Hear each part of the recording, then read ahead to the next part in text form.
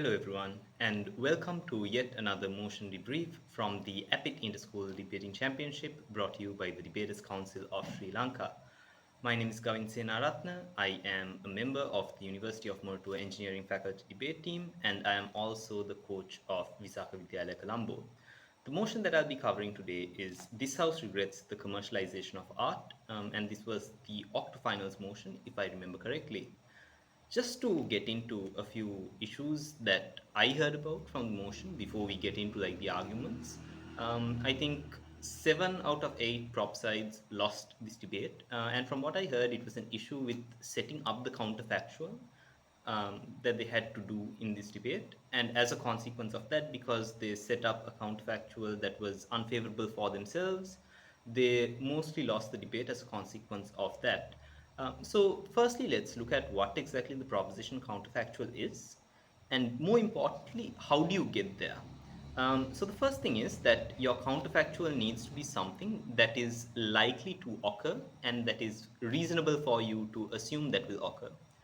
A lot of teams, as their counterfactual, presented that the opposite sort of world to the commercialization of art is that people will not make money from their art. And I think the reason you would dismiss this as a likely counterfactual is that it has never happened at any point in history. So it's really hard to imagine a world where people make art but don't expect to make money for it, especially when someone is like really passionate about art and wants to make a living out of it. So this is strange because a lot of people identify the issue with commercialized art, which is that you have like art that is made solely for commercial purposes, and there's lack of innovation, lack of diversity, and all of these problems that come about as a consequence of it. So keeping that problem in mind and recognizing that not making money from your art is one, not historically true, and it has never happened at any point in time, and is also very unlikely to occur because people have incentives to make money from your art, you need to ask yourself, what is the likely counterfactual? So the likely counterfactual will probably be that people would create art that is non-commercial in nature, which is that you create art for the sake of creating art.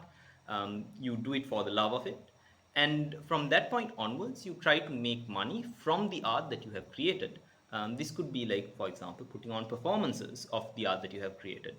It's important to note here that art doesn't mean like paintings and drawings, but art can also include like movies, music, plays, basically all of like visual and performing arts. Um, and this is the more likely counterfactual, right? Because there is a rich history of people creating whatever art they want and then getting money for it.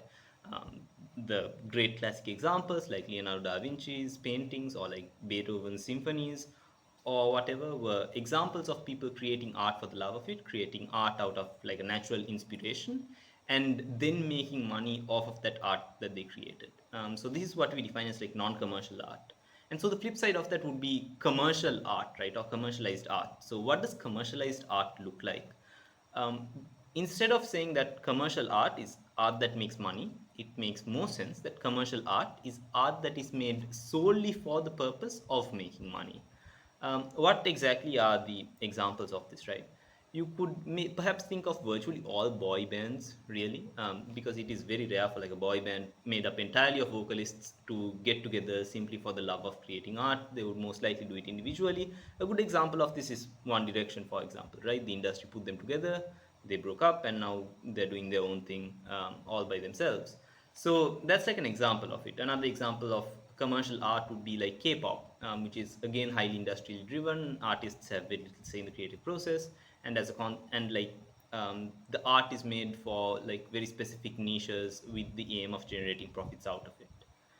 Another sort of aspect that would define commercial art is the entry of corporations into art. I think I already mentioned this when I talked about like the boy bands, but the entry of maybe film studios, record labels, and all of that can be considered the commercialization of art, which is art became commercialized when corporations entered into it in addition to the artists themselves.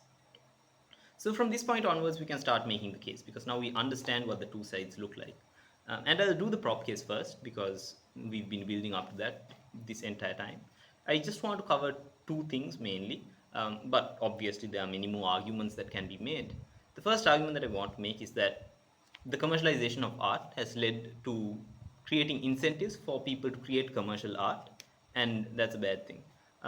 So, one of the reasons that people are incentivized to create commercial art after the commercialization of art has occurred is that it's a low risk way, which is that you don't need to invest a lot into it, but also you are likely to get back the return on your investment. And it's a low risk way to get attention and to monetize your art. What are some examples of this? If you've noticed recently, a lot of songs that come out have like a clippable 20-second part within them where there's like either a beat drop or some kind of rhythmical section that ends in a short amount of time.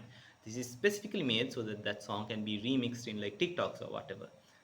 So that's one aspect of commercial art. Another aspect of commercial art is movies that follow a certain formula.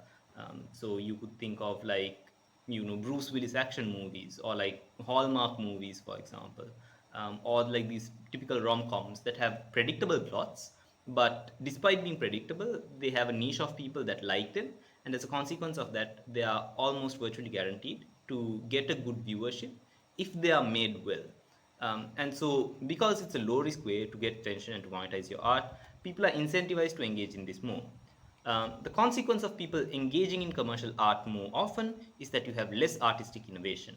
And then you say that less artistic innovation is a bad thing. There are two ways that you can go about this.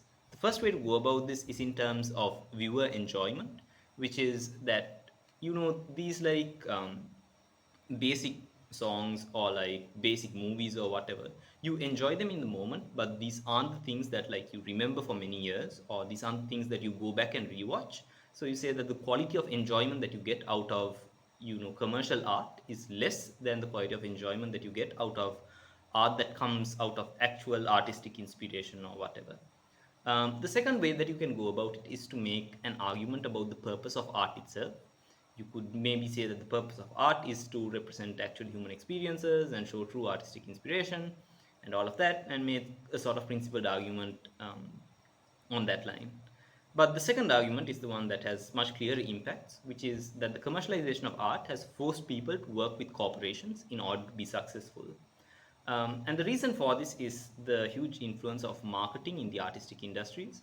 So, unless your movie is marketed well, it is unlikely that people will watch it. Unless your song is marketed well and there's a lot of promotion done for your shows, it is unlikely that it will perform well in like the charts and whatever. And so, as a consequence of that, you are forced to work with corporations such as movie studios or record labels or promoters in order to make sure that your art is heard, and as a consequence of that, your art makes money. This is also true for organizing like live shows if you're an acting troupe or you are, a performing musician, which is that without corporations such as Ticketmaster or like other event management companies, it is impossible for you to just book a place and put up a show. Even if it's not impossible, it's extremely difficult. And given that you are an individual, it is probably extremely costly as well, because these like corporations have preferential pricing. So, for these reasons, what that means is that it is unlikely that you are going to be able to work without corporations. Now, why exactly is it bad to work with corporations, right? Because that's the other question that comes about as the flip side of it. It's not enough to just prove that you are forced to work with corporations. You've also got to prove why being forced to work with corporations is undesirable. Just a couple of reasons, which is one, that just the general profit sharing is very low, which is that if the corporation makes like $100, you're probably going to only see about $10 of that. So despite the artistic intellectual property that makes money being yours, you are not going to get a large share of the profits that come about as a consequence of it. But also corporations have a tendency to like put you into predatory contracts, and this is especially true for like younger and newer artists, which is that one, they give you unfair terms, two, they lock you into a long period of time where you can't create art outside of this like movie studio or record label, or thirdly, they can get you somehow indebted to the production company or the studio or the record label, and therefore keep you trapped within your contract for a long period of time. So, for various reasons such as this, it is undesirable to work with corporations, but due to the nature of the industry post commercialization, you are forced to work with corporations, and that's sort of the argument. This brings us to opposition, and I'll go over this pretty briefly because the op case is very intuitive compared to the prop case, but also, I mean, I'm guessing it was easier to run since most of the op teams won the Octofinals. Two things that I want to cover. Firstly, regarding accessibility. And the sort of thesis of this argument is that due to the entry of corporations and due to the commercialization of the art and the creation of an industry surrounding arts, it art has become accessible to a far larger number of people. And the way you preface this is that before the commercialization of art was probably only accessible to like a rare few people. Either you were extremely wealthy or either you had like the time to spend and like go and watch an actual show, and that's assuming that these shows were put up in your areas, or like there was an incentive for people even after the creation of like digital art, or recorded art. It had to be a question of whether these people were incentivized to bring that art to your area, even in the form of like physical records. Now, thanks to the commercialization of art, you have corporations involved in making art accessible to people. And the reason they want to make art accessible to people is that they make money when more people can buy their product.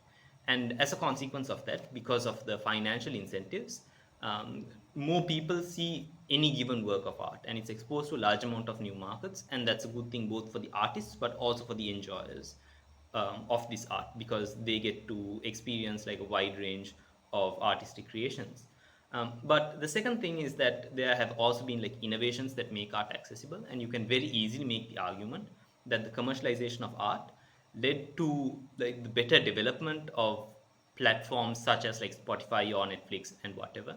And if there was no commercialization and if there was no like mass scale entry of corporations into art, it is unlikely that these things would have developed. And even if they developed, they wouldn't be available to this extent and they wouldn't host such large libraries of art in a world where commercialization did not occur.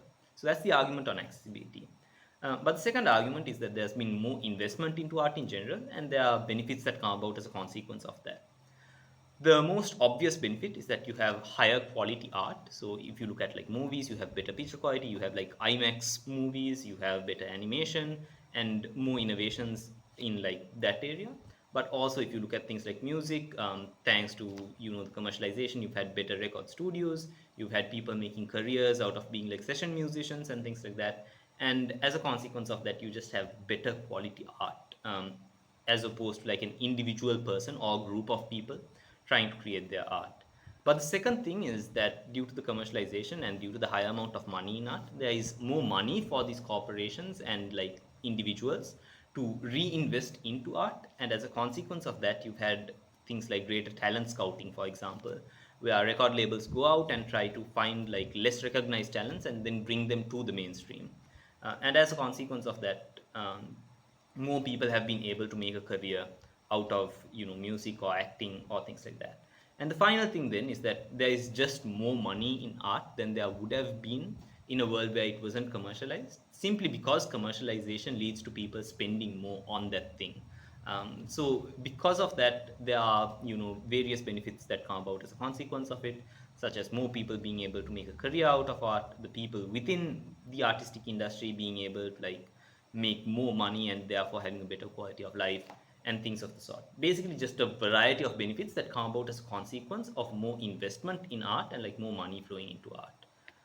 So that's pretty much all that I want to cover for the op case as well. I didn't go too much into depth because it's a very intuitive case to make.